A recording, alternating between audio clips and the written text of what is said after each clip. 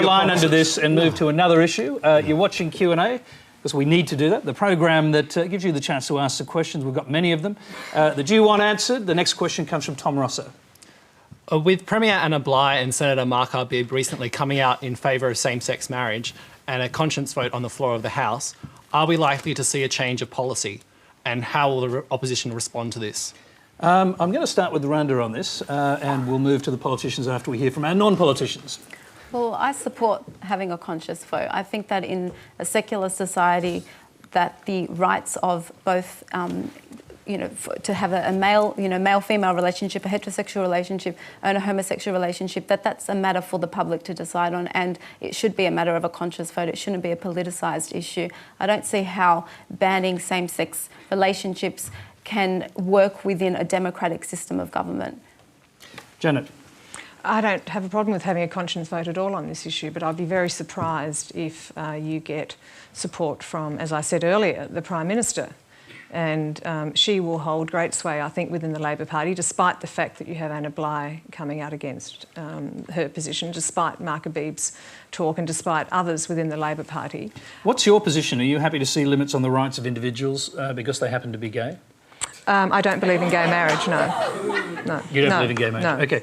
Can I just add? Sorry, can I just add? Yes. I don't believe in gay marriage either as a devout Muslim, but I think that in a secular democratic society, I can't sustain that argument because my religious beliefs can't be imposed on others. And I think for me, Rhonda, I'm not a Muslim and it's not a religious matter. It's not a religious matter. So it's not a religious matter for you? No, but I fundamentally believe that marriage is between a man and a woman, and that you can have civil unions between lesbians or gay men. What is it about the word marriage that they need to have? Why is it that they need to have the word marriage? Just to confirm, you're OK with the idea of civil unions? Correct. But you don't like the symbol of marriage? Correct. You don't like the religious symbol? That's right. Being applied to it? Mm-hmm. OK, but you don't believe in religion either? No, it's not a religious issue. I'm just saying it's not. I don't come to it, from a religious point of view. Yes, OK. Jonathan Biggins. Well, that reminds me very much of, I think, Paul Keating's observation, which was, two blokes and a cocker spaniel doesn't make a family. And I think we've moved a long way from that. And what I can't understand is why doesn't the Labor Party just short-circuit the whole issue by saying let's have a conscience vote? Because I'm sure you would find many supporters on every side of the House, if there be more than two sides, as there are now, and it would be done, dusted, gone. I can't see what the problem is.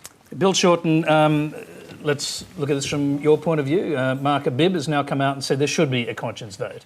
Do you do you any favours in doing that? And more importantly, do you do the Prime Minister any favours? Going to your question and also Tom's question about, I think you asked the opposition, but in terms of the Labor Party, Julia Gillard has said that this matter will be debated at our national conference. The current policy is that we have that we don't support, the Labor Party policy doesn't support changing the Marriage Act. But I think because this is an important issue and it's an issue where there are strong views going both ways, as we've just even heard here.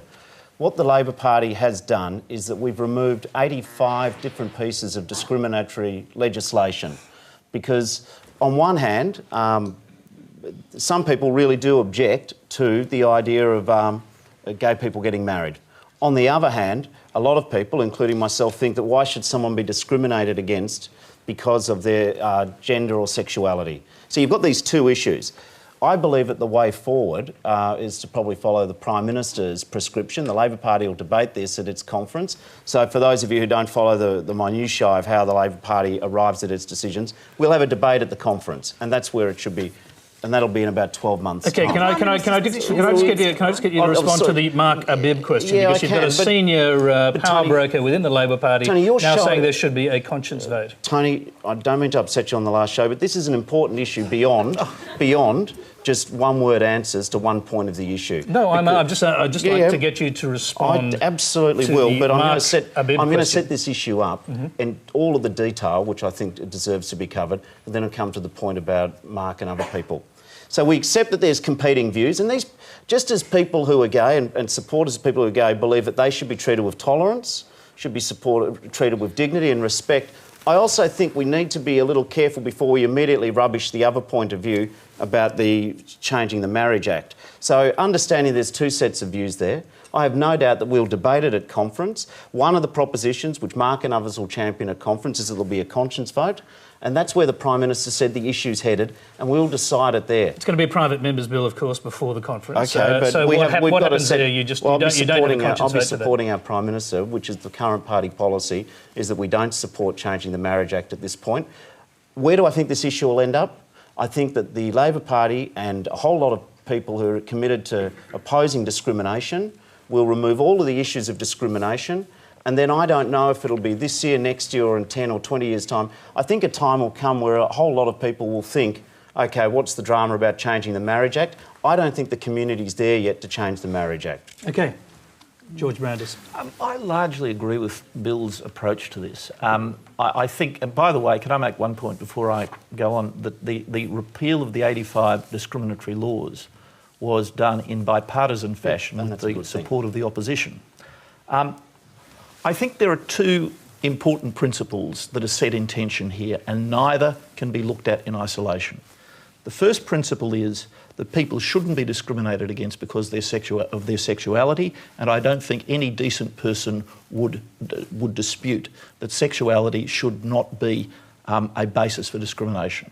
Now, the Liberal Party very strongly believes in that principle and has acted upon it in the previous Parliament.